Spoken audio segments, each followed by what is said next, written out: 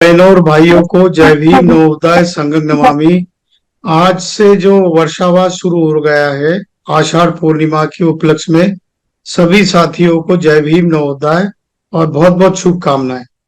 आज का दिन हम सभी के लिए इसलिए महत्वपूर्ण है क्योंकि आज के दिन से ही दुनिया का एक ऐसा इंसान जिसको कि लोग कहते हैं कि विश्व का सबसे पहला साइंटिस्ट और सबसे महान साइंटिस्ट, जिसने दुनिया की सारी साइंटिफिक थ्योरीज का निर्माण किया, उसकी खोज की और दुनिया के सामने रख दिया।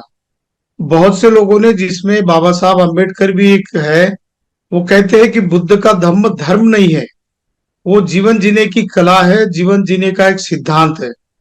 और वो कहते हैं कि जो भी कोई इंसान, चाहे उसके पास किसी धर्म का सर्टिफिकेट हो या नहीं हो, वो तथागत बुद्ध के धम्म के तत्वों का आचरण करता हो तो जरूर सुख पाएगा, सारे दुखों के ऊपर वो विजय प्राप्त करेगा और वो सुखी जीवन जिएगा। और ऐसा जीवन जीने वाला इंसान अगर इकट्ठा हो जाता है, जुड़ जाता है, तो सारी दुनिया को सुखी कर सकता है। सारी दुनिया उसके प्रयत्न से आनंदित हो जाती है क्योंकि वो मैत्री का भाव फैलाता है। तो ऐसी साइंटिफिक सोच वाली जो खोज की है आज के दिन, वो बुद्ध पूर्णिमा के दिन हुई थी। लेकिन तथागत बुद्ध को बुद्ध गया से सारनाथ तक आने में जितने दिन लगे, वैसे तो उन्होंने करीब करीब 7 हफ्ते तक बुद्ध गया में ही ज्ञान, मुझे क्या ज्ञान प्राप्त हुआ, इसका पूरा ब्यौरा समझ लिया। उन्होंने पा लिया कि मुझे क्या क्या समझ में आया है। उसके बाद वहां से वो निकल पड़े क्योंकि उन्होंने सोचा कि मेरे पुराने जो गुरु थे, जिन्होंने मुझे कुछ मेडिटेशन की स्टेप सिखाई थी, आलार कलाम थे, उद्दक रामपुत्र थे, उनके बारे में जब सोचा तो उनको पता चला कि वो लोग इस दुनिया में नहीं रहे। तो फिर किसके पास चले जाना, क्योंकि बुद्ध इतने प्रफुल्लित थे संबोधि प्राप्त होने के बाद। तो और उन्होंने सारा धम्म समझ लिया और वो साइंटिफिक तरीका उन्होंने दूसरों को बताने के लिए अपना मार्ग 45 साल तक बांटना शुरू किया। तो चलते वो सारनाथ आए। सारनाथ में जो पंचवर्गीय भिक्खु थे, जो कौंडिन्य थे, वप्प थे, बद्य थे, अश्वजीत और महानाम, ये 5 पंचवर्गीय भिक्खु जो कि पुराने साथी थे, वो उन्हीं के साथ ध्यान करते थे और चिंतन करते थे। लेकिन उन्होंने ये पाया कि सुजाता नाम की एक लड़की ने तथागत को, यानी गौतम, सिद्धार्थ गौतम को जब खीर दान की, तो उनको लगा कि ये सिद्धार्थ है, ये भ्रष्ट हो गया, इसने खाना शुरू किया। लेकिन बुद्ध ने उस वक्त सोचा कि इंसान को जीना है तो सबसे पहले जरूरी है कि उसको ऊर्जा मिलनी चाहिए। और ऊर्जा का स्रोत क्या है? तो अन्न ऊर्जा का स्रोत होता है। इसलिए जितना जरूरी है उतना अन्न हमको सेवन करना ही चाहिए। ये सूत्र जब बुद्ध को पता चला, उसी रात को बुद्ध ने जो 10 पारामिताएं बताई है, उसमें से छठी पारामिता है अधिष्ठान पारामिता। अधिष्ठान पारामिता में जब बुद्ध ने, जब एनर्जी आई और बोधि वृक्ष के नीचे बैठे, तो अधिष्ठान किया था। समन संघ का इससे क्या मतलब है? समन संघ में जितने भी जुड़ने वाले हमारे बहन भाई है, वो क्या लेना चाहिए तथागत बुद्ध से और बुद्ध के धम्म से? तो सबसे बड़ी चीज अगर क्या लेनी चाहिए तो अधिष्ठान। अधिष्ठान यानी डिटर्मिनेशन, एम, ऑब्जेक्ट, जो हमारा टारगेट होता है लाइफ का, वो क्या करना चाहिए मैंने। क्योंकि बुद्ध कहते हैं कि सभ्य संकारा अनित्याति, सभी लोगों का जीवन अनित्य है। इसकी कोई गारंटी नहीं कि आज इंसान जिंदा है, कल रहेगा या नहीं रहेगा। ऐसे में बुद्ध कहते हैं कि जितना समय आपके पास है उतना समय आप उसका सदुपयोग करो, अच्छे काम के लिए इस्तेमाल करो। क्योंकि बुद्ध कहते हैं कि इंसान को इस तरीके से जीना चाहिए कि मेरा आज का जीवन बस आखिरी आखिरी दिन हो सकता है, आज का दिन। तो कल मैं रहूं या नहीं रहूं, तो मैं दुनिया में क्या देकर जाऊं? तो दुनिया को मैं सुख देना चाहूंगा, दुनिया को मैं मैत्री देना चाहूंगा, दुनिया को मैं लोगों के बीच के संबंध बनाकर, लोग इकट्ठा आकर अपनी मैत्री, करुणा, मुदिता, प्रेम, ये भावना प्रचारित और प्रसारित करने की भावना वो हर दिन विकसित करे। यही विचार तथागत बुद्ध ने कहे, इसकी खोज की असल में उन्होंने। तो उस खोज का नाम है धम्मचक्र प्रवर्तन सूत्र का, जो आज के दिन पंचवर्गीय भिक्खु को तथागत ने इसी पतन, यानी इसी यानी ऋषि, ऋषि यहाँ पर जो ऋषि लोग हुआ करते थे, तप किया करते थे, ध्यान मग्न रहते थे, विपश्यना किया करते थे। ऐसे लोगों का जो ठिकान था उसको इसी पतन कहते हैं। और उसमें एक मिगदाय है, मिगदाय यानी मूग प्राणियों का जो वन था। असल में वहां पर सारे प्रकार के प्राणी हुआ करते थे। वहां पर बुद्ध जब गए पंचवर्गीय भिक्खु के पास, तो उन्होंने आज के दिन धम्मचक्र प्रवर्तन सूत्र की पहला प्रवचन दिया। उसको सबसे पहला प्रवचन कहा जाता है। और बुद्ध ने तब पंचवर्गीय भिक्खुओं को सिखाया कि हे पंचवर्गीय भिक्खु, उसमें ऐसा लिखा है कि एकं समयं भगवा वाराणसी विहरति, इसी पतने मिगदाय तत्र खो भगवा पंचवर्गीय भिक्खु आमंतेसी। पंचवर्गीय भिक्खु को उन्होंने आमंत्रित किया और उन्होंने कहा कि द्वे में भिक्खवे अंतापज्जितेन न सेवितब्बा यो चायं कामेषु काम सुखल्ली कानु योगो हीनो गम्मो पोथु जनिको अनरियो अनत्त संहितो यो चायं अनत्त कील मथानु योगो दुखो अनरियो अनत्त संहितो। हे पंचवर्गीय भिक्खु, दो प्रकार के मार्ग अभी अस्तित्व में है। जो आज के लोग जितने दो प्रकार के मार्ग सिखाते हैं और जानते हैं, उसमें से जिसकी मैंने खोज की वो तीसरे प्रकार का मार्ग है। ये दो प्रकार के मार्ग दो अंत है। तो कहते कौन से दो अंत है? तो कहते कि एकदम अय्याशी का मार्ग है। लोग खा पीकर मजा मौज कर कर शराब पीकर इधर उधर की बातें करके जीवन बिताना चाहते। और दूसरा मार्ग है कि अपने शरीर को बहुत तकलीफ देते हैं, खाना नहीं खाते, दिन रात बैठे रहते हैं, चिंतन करते हैं और अपने शरीर को इतनी तकलीफ देते हैं। कभी धूप में खड़े रहते हैं, कभी पानी में डूबे रहते हैं। ऐसे दो मार्ग है। इस दो मार्गों से बीच वाला मार्ग मैंने खोज लिया है। और वो मार्ग कौन सा है? तो उसको कहते हैं मध्यमा प्रतिपदा, यानी मध्यम मार्ग मैंने खोज लिया है। वो मार्ग कैसा है? तो इस मार्ग से जो भी कोई इंसान जाएगा वो इंसान सारे दुखों से मुक्त होगा।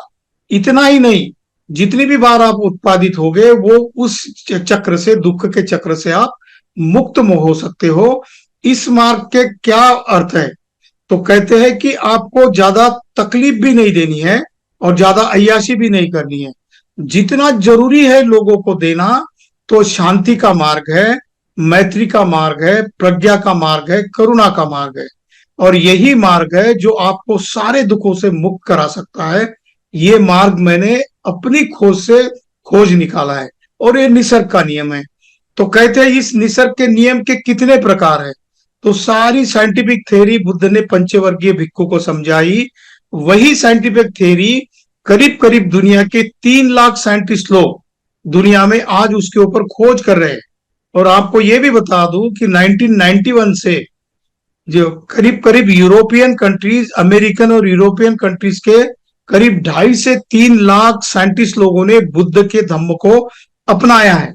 क्यों अपनाया? क्योंकि उन्होंने बुद्ध के धम्म के सारे तत्वों को लेबोरेटरीज में जाकर टेस्ट करा के देखा।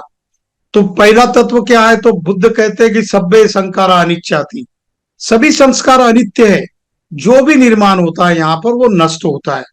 बाबा साहब ने बुद्ध यानी धम्म की आखिरी पेजेस में बुक 8 है, चैप्टर 8 जो है उसमें खंड 8, उसमें इंग्लिश वर्जन जो है बाबा साहब का ओरिजिनल, उसके पेज नंबर 610 में लिखा है।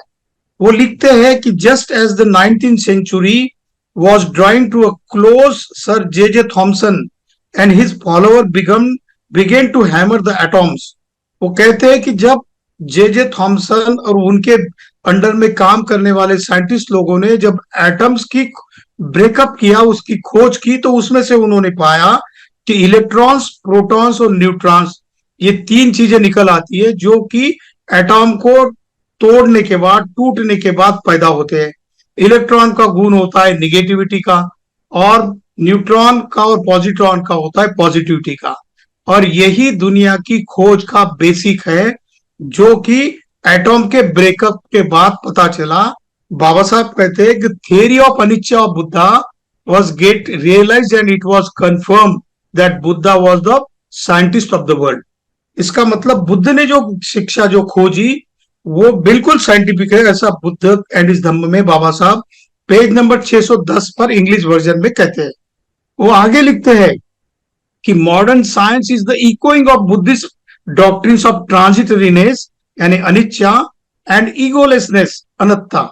अनिच्छा और अनत्ता, ये जो दो थेरी तथागत ने कही है, उसके ऊपर सारा आधुनिक विज्ञान उसका बेस बना हुआ है।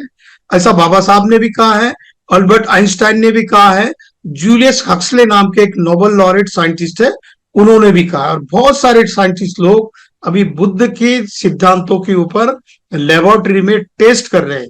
इसका मतलब आधुनिक दुनिया का अगर कोई धम्म है, अगर कोई शिक्षा है जो कि प्रासंगिक है, तर्कसंगत है, जीवन से मुक्ति मिलाने के लिए है, और दुख से सारा का सारा दुख नष्ट करने का मार्ग है, वो तथागत बुद्ध का धम्म है। ये बाबा साहब ने बुद्ध यानी इस धम्म में भी कहा है। तो इसका मतलब है कि बुद्ध की जो थेरी है साइंटिफिक थेरी है। तो बुद्ध के थेरी के जो सिद्धांत है, एक जस्ट 1 मिनट। तो बुद्ध के थेरी के जितने भी सिद्धांत है उसके करीब करीब 7 प्रिंसिपल्स है। तो ये धम्मचक्र प्रवर्तन सूक्त में पंचवर्गीय भिक्खु को तथागत ने ये शिक्षा दी। तो कहते हैं कि पहला सिद्धांत क्या है, तो कहते हैं कि यो पटिच्च समुपाद पश्यति यो धम्मा पश्यति, यो धम्मा पश्यति पटिच्च समुपाद पश्यति।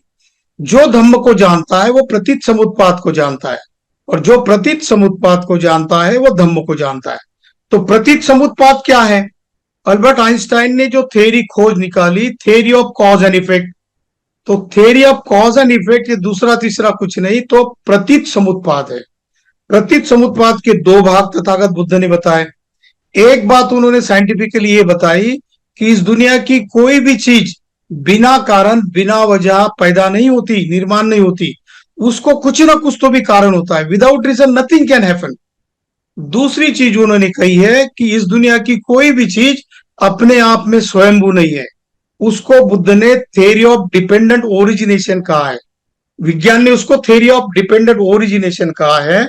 बुद्ध ने उसको दुख समुदाय से मुक्त होने की थ्योरी कहा है। तो इस थ्योरी से 2 सिद्धांत में बुद्ध कहते हैं कि सबसे पहली बात है कि बिना वजह बिना कारण इस दुनिया में कोई चीज पैदा नहीं होती। दूसरी चीज है कि कोई भी चीज स्वयंभू नहीं है, वो एक दूसरे पर निर्भर है। उसको डिपेंडेंट ओरिजिनेशन कहा है। जैसे कि हम लोग अन्न खाते हैं, अन्न खाने के बाद हमारा एक्सेट्रा निकलता है, वो खाद बनता है, किसी पौधे को हम डाल देते हैं तो उसकी वो एनर्जी हो जाता है, उससे वो फला फूला हो जाता है, उसको फिर फूल आ जाते हैं और फल आ जाते हैं, और वही फल हम लोग फिर खाते हैं। तो ये जो चक्र है एनर्जी का, एक कन्वर्जन का है।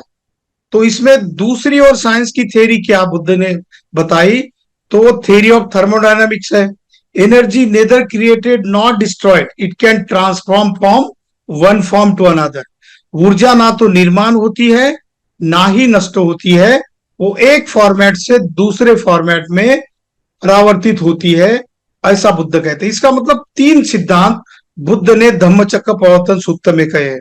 और चौथा सिद्धांत वो कहते हैं कि एंकिंची समुदाय धम्मम सब्बम तम निरोध धम्मम। जो भी कोई निर्माण होता है उसी निर्माण होने में ही उसके नष्ट होने का कारण होता है।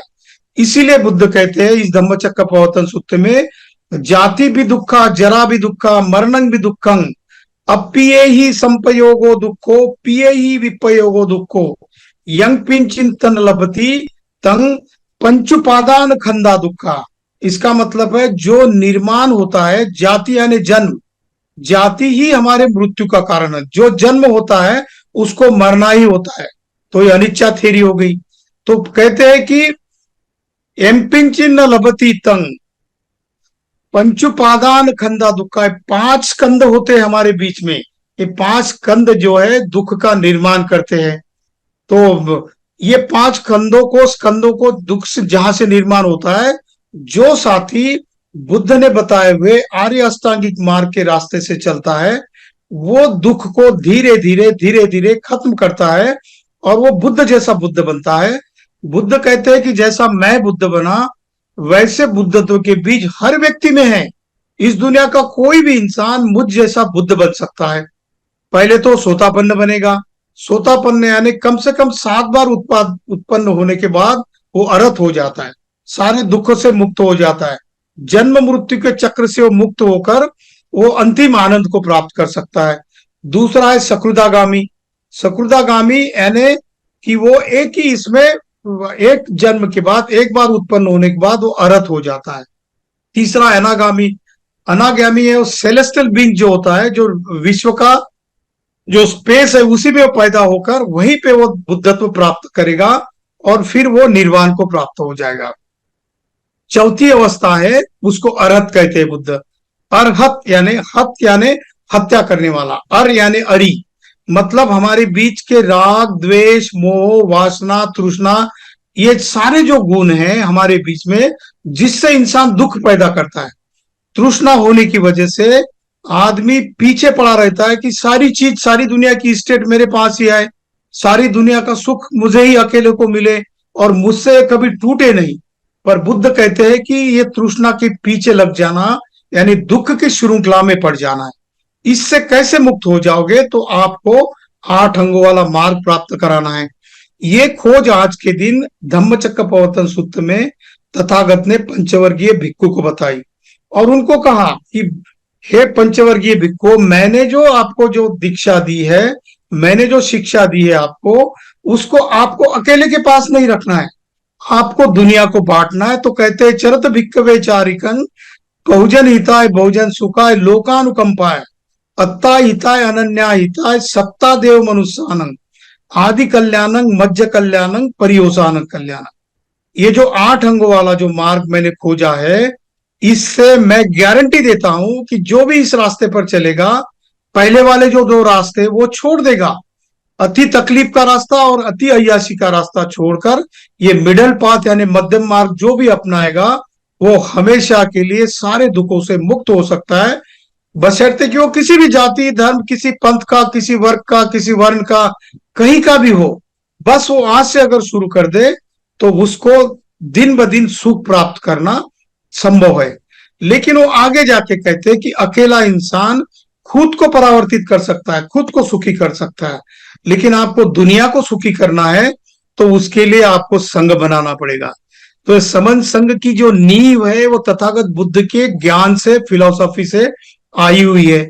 बुद्ध से पहले ही संघ था, बुद्ध से पहले संघ था, लेकिन स्कैटर्ड फॉर्मेट में था। जैसे हम देखते हैं कि बुद्ध ने वज्जी लोगों की बातें कही है।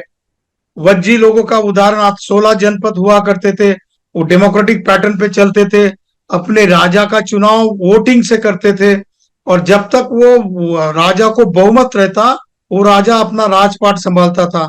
जिस दिन प्रजा का यानी जो प्रजा के जितने भी लोग नागरिक हुआ करते थे वो राजा के ऊपर अविश्वास दिखाते थे, उस दिन राजा को अपने पद से नीचे उतर जाना पड़ता था। इसका मतलब है कि बुद्ध के जमाने में, उनसे पहले भी डेमोक्रेसी के इसेंस थे, लेकिन बुद्ध ने उसको इस तरीके से साइंटिफिक ढंग में ढाला जिसके बाद दुनिया ने अपना लिया और वही तत्व को उठाकर सम्राट अशोक ने अपने राज्य कारभार का कानून बना लिया। तो वो अशोक कहते हैं कि बुद्ध का धम्म ही मेरा कानून है, इस कानून पे चलते मैंने इतना सारा साम्राज्य खड़ा किया है। तो ये बात निचोड़ में देखकर सोचकर और साइंटिफिकली है, इसीलिए बाबा साहब ने इस बात को अपनाया है। नहीं तो बाबा साहब तो आपको पता है, बाबा साहब एक बार कहते हैं कि मेरा नेचर ऐसा है, मेरा स्वभाव ऐसा है कि मैं किसी के ऊपर विश्वास नहीं करता हूं ऐसे वैसे। जब तक सामने वाले की बात बहुजन हिताय वाली हो, ज्यादा से ज्यादा लोगों को सुख देने वाली हो, तो ही मैं उसको स्वीकृत करूंगा। चाहे किसी ईश्वर ने बताई हो, चाहे कि पुराने लोग कहते आए हो, जो कालाम सूत्र में बुद्ध ने जो बात कही है उसी के ऊपर बाबा साहब विश्वास करते थे। इसीलिए बाबा साहब जैसे जो रैशनल व्यक्ति थे, उन रैशनल व्यक्ति को धर्म पसंद नहीं आता था, लेकिन धम्म उनको पसंद आया। और इसीलिए वो कहते हैं कि ये सारी खोज करने के बाद मैंने विश्व के सारे रिलीजन्स की कंपैरेटिव स्टडी की। वो कहते हैं कि 11 रिलीजन है। 1935 की एक किताब है comparative study of 11 religion of the world. दुनिया के जितने भी मोटे मोटे जो धर्म है उन धर्मों की कंपैरेटिव स्टडी दी है उसमें। वो किताब बाबा साहब ने पढ़ी और एनसाइक्लोपीडिया ऑफ रिलीजन, ये भी एक बहुत मोटी किताब पढ़ी। और उस वक्त के जितने भी पॉलिटिक्स सोसाइटी के और बाकी जो जितने भी विद्वान लोग थे, जापानीज थे कुछ, उनकी सारी किताबें पढ़ने के बाद बाबा साहब इस नतीजे पर आए कि बुद्ध का धम्म ही हमें क्यों अपनाना चाहिए। तो वो कहते हैं धर्म के तौर पर मैं अपनाना नहीं चाहता हूं, लेकिन उससे सारे लोगों को सुख का जीवन प्राप्त हो सकता है, इसीलिए मैं बुद्ध का मार्ग अपनाना चाहता हूं। तो वो अपनी बात कहते हैं, उसका रेफरेंस कहाँ है? तो कहते हैं कि बुद्ध के अलावा मेरा इस दुनिया में कोई शरण स्थल नहीं है। बुद्ध धम्म के अलावा मुझे इस दुनिया में आने वाली साइंटिफिक दुनिया जो है, कॉस्मिक वर्ल्ड है, वो ज्यादा से ज्यादा सुखी कैसी हो जाएंगी, इस दुनिया को सच्चा और सही चलने के लिए बुद्ध के सिवा और कोई मार्ग मुझे नजर नहीं आता। क्योंकि वो कहते हैं कि विज्ञान को अगर बुद्ध के धम्म की जोड़ नहीं देते हो, तो विज्ञान अननेचुरल चीजों पे के ऊपर चलता है। जैसे कि अगर ये कोई साइंटिस्ट है और उसने एक एटम बम की खोज निकाली हो, और कोई एखादा पागल इंसान एखादे देश का राष्ट्रपति बनता है और वो बम लेकर अपने सुख के लिए दूसरों को मारना चाहता है, तो सारे बम से उड़ा सकता है वो। एक इंसान की एक क्षण की गलत सोच से दुनिया का नुकसान हो सकता है। इसीलिए बाबा साहब कहते हैं कि जो भी विज्ञानवादी है, केवल विज्ञान से दुनिया नहीं चलती। जब तक मोरालिटी, इथिक्स और मानवता के सिद्धांत इस दुनिया में बरकरार नहीं रहेंगे, तब तक विज्ञान का कोई फायदा नहीं है। इसीलिए वो कहते हैं कि विज्ञान के साथ साथ बुद्धिज्म का होना बहुत जरूरी है। इसीलिए बाबा साहब का एक कथन है, वो कहते हैं कि मॉडर्न साइंस इकोइंग बुद्धिज्म, आधुनिक विज्ञान ये बुद्ध धम्म का प्रतिध्वनि है। और ये बात, इतनी साइंटिफिक बात तथागत बुद्ध ने आज के दिन कही थी, इसलिए उसको भेषज गुरु बोलते हैं। भेषज यानी डॉक्टर, जो इलाज कराता है इंसान का। वो इलाज किस चीज का करता है? तो वो इंसान का जो मन है, उस मन का इलाज करता है। तो मन के सबसे बड़े साइंटिस्ट तथागत बुद्ध है, दुनिया के सबसे पहले और सबसे बड़े साइंटिस्ट है। तो उन्होंने जो बात बताई है वो हमारे लिए भी आज भी लागू है, उतनी तर्क संगत है। क्योंकि बुद्ध का धम्म कैसा है? तो कहते स्वाखातो भगवता धम्मो संदिष्टिको अकालिको। अकालिको यानी उसका काल का कोई बंधन नहीं है। जो बात 2500 साल पहले थी, वही बात उतनी ही सार्थक आज भी है। जैसे कि हम उदाहरण के तौर पे लेते हैं कि पंचशील के 5 तत्व है।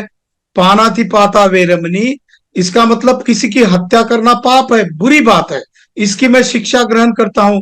वो बात 2500 साल पहले भी बुरी थी और आज भी बुरी है। उस वक्त भी किसी की हत्या करने पर किसी को सजा होती थी। आज भी हमारे जितने भी दुनिया के देश है, उन सभी के पिनल कोड बने हुए हैं। उस पिनल कोड के हिसाब से हमारे यहाँ दुनिया के हर देश में अगर कोई किसी की हत्या करता है, तो कोर्ट उसको मृत्युदंड भी दे सकता है या शिक्षा दे सकता है। इसका मतलब यह है कि बुद्ध ने जो खोज की हुई, चाहे वो पंचशील की बात हो, आर्य अष्टांगिक मार्ग की बात हो, अनित्यता थ्योरी की बात हो, अनात्मता थ्योरी की बात कही हो, या दुख की थ्योरी की बात कही हो, या 10 पारामिताओं की बात कही हो, आज भी उतनी तर्क संगत है, आज भी उतनी दुनिया को लागू है। इसीलिए बुद्ध का धम्म साइंटिफिक धम्म है। तो ये धम्म तथागत बुद्ध ने जो सिखाया, बाबा साहब जैसा ज्ञानी व्यक्ति कैसे नहीं पकड़ लेता ऐसी चीज को। तो कहते हैं कि ये जो केवल भारत को बुद्धमय बनाने की बात नहीं कर रहा हूं, तो वो कहते हैं कि reconstruction of world is possible through Buddhism. दुनिया की पुनर्रचना अगर करनी हो, जो कि विज्ञान की खोज पर और मानवता की नीतिमत्ता के ऊपर आधारित, ये दो चीजें अगर एक जगह मिल जाती है, तो ये दुनिया अच्छी ढंग से चल सकती है। इस दुनिया में बंधुत्व रह सकता है, भाईचारा रह सकता है। इस दुनिया का हर इंसान स्वतंत्र रह सकता है, उसको लिबर्टी मिल सकती है, और वो इंसान फ्रैटर्निटी में भी रह सकता है, बंधुत्व में रह सकता है, और वो इक्वालिटी के साथ साथ वो सॉलिडेरिटी में भी विश्वास कर सकता है, एकता में विश्वास कर सकता है। लेकिन वो कहते हैं कि एक अकेले इंसान का काम नहीं है। बुद्ध कहते हैं कि इस दुनिया को देखा मैंने पाया कि मैं तो बुद्ध बन गया हूं, लेकिन क्या मैं अकेला इस दुनिया को दुरुस्त कर सकता हूं? कहते हैं कि नहीं। वो कहते हैं कि जब तक हर इंसान अपना दुख खोजने की कोशिश नहीं करेगा और दुख को मिटाने की बात नहीं करेगा, उस पर चलेगा नहीं, धम्मचारी सुख सेंती अस्मि लोके परम मिच्छ। जो धम्म का आचरण करता हो और वो धम्म को आचरण करने के बाद वो सीलों का पालन करता है, उसको सुख और शांति मिलना बिल्कुल अनिवार्य है, मिलनी ही मिलनी है। तो ऐसी बात जो करेगा आधुनिक विश्व में, तो जाके डेमोक्रेसी और नीतिमत्ता, ये दो चीजों से आएंगी। एक चीज है विज्ञान और दूसरी चीज है धम्म। तो कहते हैं कि इसका फॉर्मेट मैंने कैसे रखा, तो बाबा साहब कहते कि एक संविधान की तरीके से मैंने ये आपको सोशल, पॉलिटिकल और इकोनॉमिक रेवोल्यूशन की बात संविधान में रखी है, जो कि फंडामेंटल राइट्स में है, directive principle of state policy में है, और एडमिनिस्ट्रेटिव के स्किल्स में 22 चैप्टर्स में बाबा साहब ने दी है। और दूसरी चीज जो है कल्चरल रेवोल्यूशन है, माइंड की रेवोल्यूशन है, हमारे दिमाग का, मन का सॉफ्टवेयर बदलने की बात है, वो धम्म में दी है। उसको बाबा साहब कल्चरल रेवोल्यूशन कहते हैं। और इसीलिए बाबा साहब ने एनिलेशन ऑफ कास्ट में कहा है, every political revolution precedes culture and social revolution. हर राजनीतिक क्रांति के पहले सामाजिक और सांस्कृतिक क्रांति का होना इसीलिए जरूरी होता है, क्योंकि सामाजिक जड़ें आपकी जितनी गहरी होगी उतनी क्षमता आपको मिलेगी, उतनी स्वतंत्रता आपको मिलेगी, उतना तुम बंधुत्व सारी दुनिया को बांट सकोगे। अगर आप समता में ही नहीं हो तो कैसे संभव होगा? तो इसीलिए सामाजिक क्रांति करना जरूरी है। और ये सामाजिक क्रांति कब होगी? इस दुनिया का हर इंसान अपने मन को जब दुरुस्त करेगा, मतलब साइकोलॉजिकल जब तक वो दुरुस्त नहीं होगा तब तक वो इक्वालिटी में नहीं रह सकता। और इक्वालिटी और फ्रेटर्निटी नहीं है तो आपको स्वतंत्रता कोई काम की नहीं है। जैसे कि आज का हमारा हो गया, पिछले 70 साल से संविधान के ऊपर हम भी नहीं चले, ना हमने किसी को आग्रह किया चलने के लिए। तो उन लोगों ने अपने हिसाब से इस देश को चलाने की कोशिश की। संविधान के सारे जितने भी बेसिक अर्थ है, जितनी भी बेसिक फिलॉसफी है, उसको नष्ट करने की बात वो कर रहे हैं। और हमने भी वो बात निचोड़ में नहीं अपनाई, इसीलिए आज हमारे ये दिन आए। तो बाबा साहब ने बताए हुए दो रास्ते हैं। एक रास्ता जो हमारे सामाजिक, आर्थिक और राजनीतिक जीवन में क्रांतिकारी परिवर्तन लाता है, वो संविधान का रास्ता है। और दूसरा रास्ता है कि हमारे मन को दुरुस्त करने का रास्ता है, जो कि कल्चरल रेवोल्यूशन का रास्ता है, वो तथागत बुद्ध का धम्म है। बुद्ध को आप एक धर्म संस्थापक की तौर पर नहीं अपनाना है, बुद्ध को आप एक सामाजिक संदेश देने वाला अपनाना है। ऐसी बात बाबा साहब ने अपने बुद्धायनिस धम्म में कही है। वो कहते हैं कि मैं बुद्ध को एक सामाजिक संदेश देने वाला एक इंसान कहता हूं। और वो इंसान अननेचुरल नहीं है, वो अपने माँ बाप की पेट से पैदा हुआ इंसान है, जैसे कि हम पैदा होते हैं। बाकी 4 धर्मों का कंपेरेटिव स्टडी बाबा साहब ने Buddha and future of his religion इस ग्रंथ में कही है। उसमें वो कहते हैं कि इस दुनिया के 4 प्रमुख धर्म है। एक क्रिश्चियन धर्म है, ईसाई, दूसरा मुस्लिम धर्म है, तीसरा हिंदुइज्म है, चौथा बुद्ध धर्म है। तो ये 4 रिलीजन करीब करीब इस दुनिया की 80% पॉपुलेशन को कंट्रोल किए हुए हैं। तो 4 रिलीजन को कंपेयर करते हैं, कहते हैं कि 3 रिलीजन बात क्या करते हैं, तो उसमें एक ईश्वर है, अल्लाह है, ईश्वर है, गॉड है, और दूसरी बात आत्मा है, और तीसरी बात है कर्मकांड है। बुद्ध इन तीनों तत्वों से अलग है, इसीलिए वो मेरे गुरु है, ऐसा बाबा साहब कहते हैं। और इसीलिए मुझे पसंदीदा है मेरे। और बुद्ध डेमोक्रेसी का संदेश भी देते हैं। जो भी कोई इस दुनिया का इंसान है और वो बुद्ध धम्म के तत्वों का आचरण करता है, वो किसी भी इस दुनिया के किसी भी इंसान के बारे में बुरा सोच ही नहीं सकता। और अगर आदमी किसी के बारे में बुरा सोच नहीं सकता तो हमेशा वो दूसरों को मदद करने की बात करेगा। तो कहते हैं कि बुद्ध की कौन सी चीज है जो हमको अपनानी होगी, तो कहते हैं कि मैत्री का भाव है बुद्ध का। लेकिन मैत्री का भाव आप कैसा पैदा करोगे?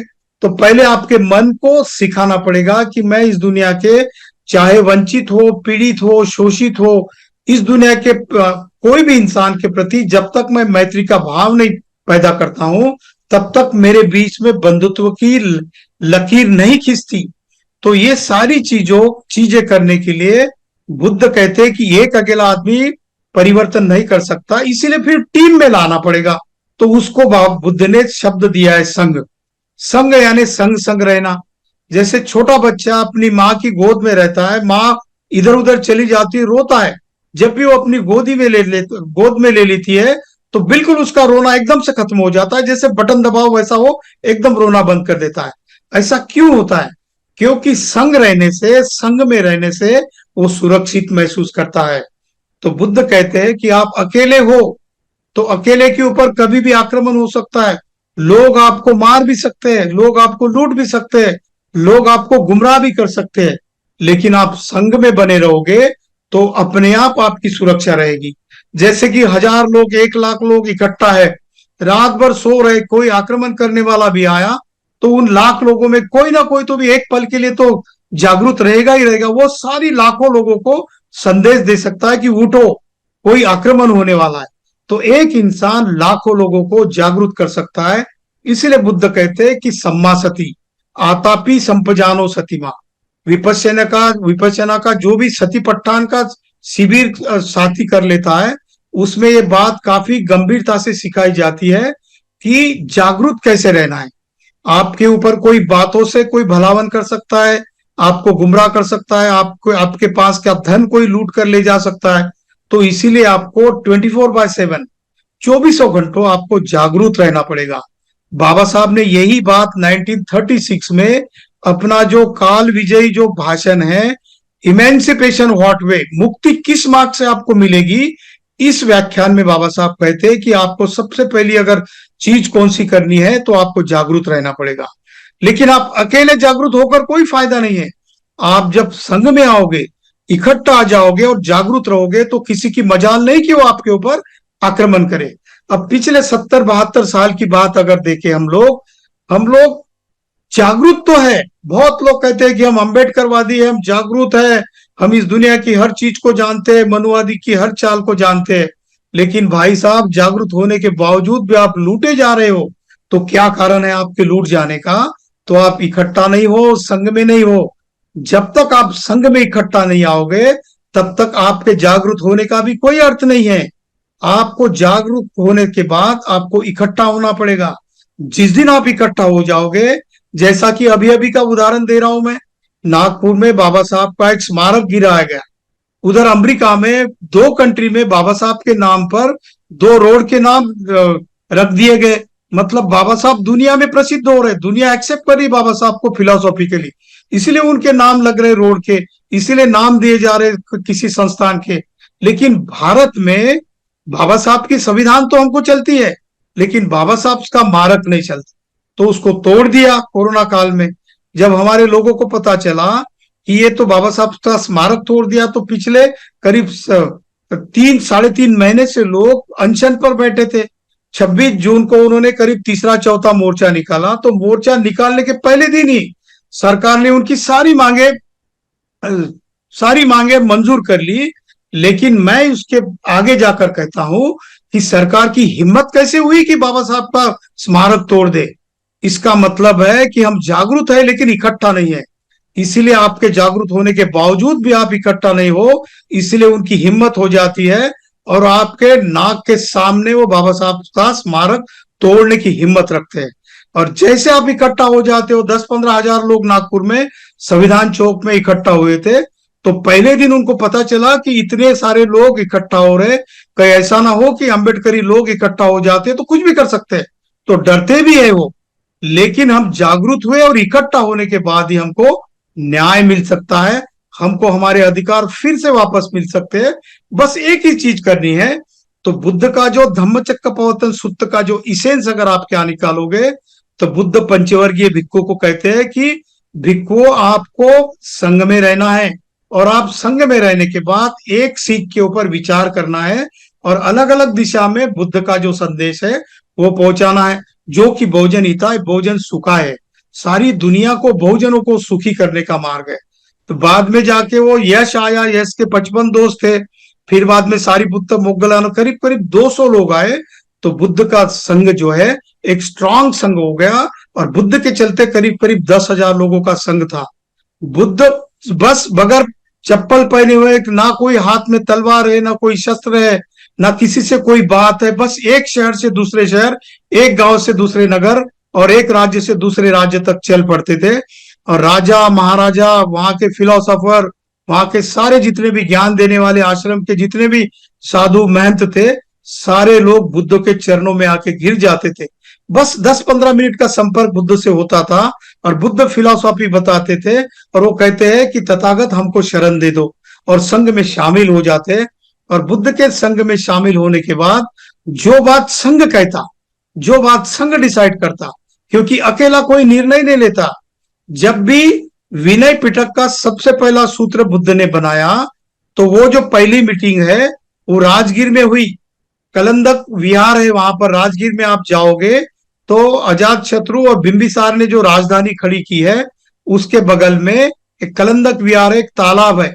उस तालाब के किनारे पे विनय सूक्त का, विनय विनय पिटक का पहला पाठ हुआ। बुद्ध कहते हैं कि हम संघ में बैठेंगे और रूल बनाएंगे। तो जो भी नियम बुद्ध को उस वक्त जरूरी होते थे, उसके ऊपर चर्चा होती थी। संघ डिसाइड करता था, और अकेले बुद्ध निर्णय नहीं लेते, संघ निर्णय लेता था। इसलिए बुद्ध ने कहा संघं शरणं गच्छामि जरूरी है, क्योंकि खुद बुद्ध ने संघं शरणं गच्छामि कहा है। बाबा साहब के वक्त भी 13 अक्टूबर 1956 को ये बात निकल कर आई। बाबा साहब को टेस्ट लेना था लोगों का, तो कहते हैं कि मैं संघ की शरण में नहीं जाता हूं, क्योंकि अभी भिक्खु संघ उतना परिपक्व नहीं है।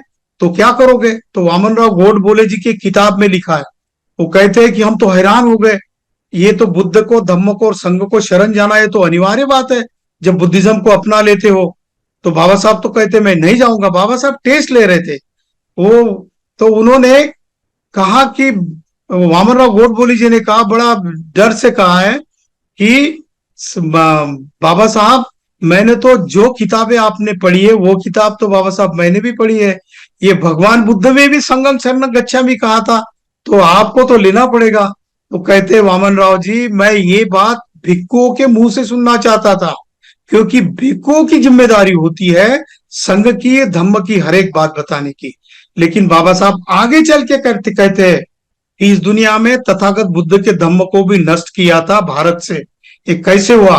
तो कहते थे कि सारी जिम्मेदारी भिक्खु के ऊपर हुआ करती थी। जैसे भिक्खु का कत्ल हुआ, भिक्खु यहां से चले गए, नष्ट कर दिए गए, भगवान बुद्ध का इतना महान विचार इस दुनिया से मिट गया था। इसीलिए बाबा साहब ने कहा कि ये जो दीक्षा देने का अधिकार है, मैं दरेक को देता हूं, हर इंसान को जो बुद्ध की, धम्म की फिलॉसफी को जानता है, वो परिपक्व है, संघ की भावना को जानता है और एकता को जानता है, सॉलिडेरिटी को जानता है, उसको मैं अधिकार देता हूं कि वो दूसरे व्यक्ति को दीक्षित कर सकता है धम्म में। तो बाबा साहब ने इसीलिए ये बात कही है। वो केवल भिक्खु के संघ के ऊपर निर्भर रहने की बात नहीं कहते, क्योंकि वो कहते हैं कि भिक्खु तो मैसेंजर है, जरूर है, भिक्खु तो चिवरधारी, हमसे एक स्टेप ऊपर है, वो हमेशा के लिए हमारे आदर के पात्र है। लेकिन उपासक का और उपासिकाओं का जो संघ है, उनकी भी उतनी जिम्मेदारी है कि जो विज्ञान की सोच है, दुनिया को डेमोक्रेसी स्टैब्लिश करने की सोच है और मानवता को सुदृढ़ करने वाली सोच है, ये अगर आपको इस दुनिया में फैलानी है, तो हर उपासक और उपासिकाओं की भी जिम्मेदारी है कि वो संघ में रहे। संघ में रहकर जो बुद्ध का जो ज्ञान है, बाबा साहब की जो सीख है, वो इस दुनिया में फैलाने की कोशिश करे। तो ये सारा कुछ हम कैसे कर पाएंगे? अकेले अकेले संभव नहीं है, क्योंकि अकेले अकेले मारे जाते हैं। किसी को खुलेआम गोली मार दी जाती है, क्योंकि वो विद्रोह करने की भाषा करता है इस संस्कृति के खिलाफ, इस सिस्टम के खिलाफ, तो उसको मारने की कोशिश करता है। लेकिन जब हम सारे लोग इकट्ठा आ जाएंगे तो उनकी हिम्मत नहीं होगी। जैसा कि मैंने कहा कि नागपुर का जो स्मारक गिराया गया, उनकी हिम्मत कैसे हुई? वो इसीलिए हिम्मत हुई है क्योंकि हम लोग संघ में इकट्ठा नहीं थे। और जिस दिन जैसे हम संघ में आए, उनकी पूरी दाल पतली हो गई और उन्होंने मोर्चा से पहले ही सारी की सारी मांगे पूरी कर दी। इसका मतलब ये कि निचोड़ होकर आता है कि आज का जो आषाढ़ पूर्णिमा का जो दिन है, जिस दिन तथागत बुद्ध ने धम्मचक्र प्रवर्तन सूत्र की जो बहुत ही वैज्ञानिक सोच और सीख दी है, उसके हिसाब से अगर हमको चलना है, तो सारा निचोड़ इस बात पर आकर रुक जाता है कि क्या हम संघ में इकट्ठा हुए हैं, क्या हम हमारी मन की भावना से चाहते हैं कि हम एक दूसरे के साथ इकट्ठा होकर आगे की जिंदगी बिताना चाहते। अगर है तो संघ की जीत है, संघ जीत सकता है और संघ की हमेशा जीत होती है, क्योंकि संघ वालों को हराने के लिए कोई पैदा नहीं हुआ है इस दुनिया में। और ये झूठे लोग संघ में रहकर भी जीवी विजेता बने हुए हैं, वो हमारे ऊपर राज कर रहे हैं। आपको तो सच्ची बात करनी है, आपको न्याय की बात करनी है, बंधुता की बात करनी है, मैत्री की बात करनी है, जिसमें कोई नुकसान नहीं है। वो तो बुरी बात भी संघ में रहकर अच्छे ढंग से कर रहे हैं, हम लोग अच्छी बात क्यों नहीं कर सकते हैं? तो इसीलिए हमें ये देखना पड़ेगा कि जब तक हम संघ में इकट्ठा नहीं रहेंगे, तो चाहे कितनी भी आषाढ़ पूर्णिमा आए, कितने भी गुरु पूर्णिमा के दिन आए, उसको हम न्याय नहीं दे सकेंगे। तो हमारे बुद्ध से आए हुए सारे, बुद्ध से पहले के और बुद्ध के बाद वाले जितने भी हमारे पुरखे समन संगी है, चाहे वो सम्राट अशोक हो, वो कबीर हो, या गुरु नानक हो, या संत रविदास हो, ज्योतिराव फुले हो, पेरियार रामास्वामी नायकर हो, या कांशीराम जी हो, जितने भी हमारे महान समन संगी है, उनकी विचारों के ऊपर अगर हमको खरा उतरना है तो हमको एक ही बात करनी पड़ेगी, सारे भेद, सारी दुराइया, सारी बुराइयां, हमारे ये सारे मिटाने के लिए हमको इकट्ठा आना पड़ेगा। इकट्ठा आने के बाद ही हम एक दूसरे के साथ चर्चा करेंगे। हो सकता है हमारे अभी पहले मनमुटाव रहेंगे एक दूसरे के साथ, लेकिन जब इकट्ठा बैठेंगे तो एक दूसरे को अंडरस्टैंडिंग की भावना हमारे बीच में आएंगी। और बुद्ध कहते हैं कि understanding is the basic nature of universe. इस दुनिया का सबसे जरूरी तत्व क्या है? तो दूसरों को समझ लेना। हम दूसरों को समझने की कोशिश ही नहीं करते हैं, इसीलिए हम पिछड़े हुए हैं, इसीलिए हम पीड़ित है, वंचित है, इसीलिए हम दुखी है। और इस दुख दर्द से और पीड़ितपन से अगर हम मुक्त होना चाहते हैं तो हमको संघ में इकट्ठा होना पड़ेगा। उसी के बाद हमारी जीत हमारे सामने हमारा इंतजार कर रही है। तो आज के धम्मचक्र प्रवर्तन सूत्र के प्रवचन के संदर्भ में और आज के वर्षावास के पहले दिन के बारे में हम लोग अगर प्रण कर लेते हैं कि हाँ, मैं सच्चा सच्चा सिपाही हूं तथागत बुद्ध का, उनके विचारों का। हाँ, मैं सच्चा सिपाही हूं फूले शाहू अम्बेडकर पेरियार सम्राट अशोक का, उनके विचारों पर चलते हुए मैं अपने बीच के जितने भी राग द्वेष मोह बुराइयां, जितनी वासना तृष्णा जो भी है, मैं निकालने की कोशिश करूंगा। संघ में आकर हम हमारी आने वाली जनरेशन को सुख के दिन आने के लिए मैं अपना सारा जीवन अर्पित करूंगा। बाबा साहब कहते हैं, glory to those who are ready to sacrifice even their life. वो धन्य हो जो लोग अपने तन मन धन और वक्त आने पर अपनी जान भी कुर्बान करते हैं। ऐसे लोगों का संघ हमको तैयार करना है। अगर ये संघ तैयार करेंगे तो ही हमारा भविष्य ठीक है, अन्यथा हमारे जीवन में फिर वही हाल है जो हम पिछले 70 साल से देख रहे हैं। तो साथियों, आज का जो दिन है तभी संभव हो जाएगा, सार्थक सिद्ध होगा, अगर हम लोग सारे लोग इकट्ठा आकर संघ में रहकर एकजुट रहकर हमारी एनर्जी को इकट्ठा करेंगे और आने वाले दुनिया को एक नया रास्ता बताएंगे। आज मैंने जो भी बातें कही, अगर इसमें से किसी को कोई बात बुरी लगी हो या कोई गलत साबित हो चुकी हो तो उसके लिए मैं संघ से माफी चाहता हूं। संघे यो खलितो दोषो संगो खमतु तम्ममंग। संघ मुझे माफ करे। जय भीम, नमो बुद्धाय, संघं नमामि। जय संविधान।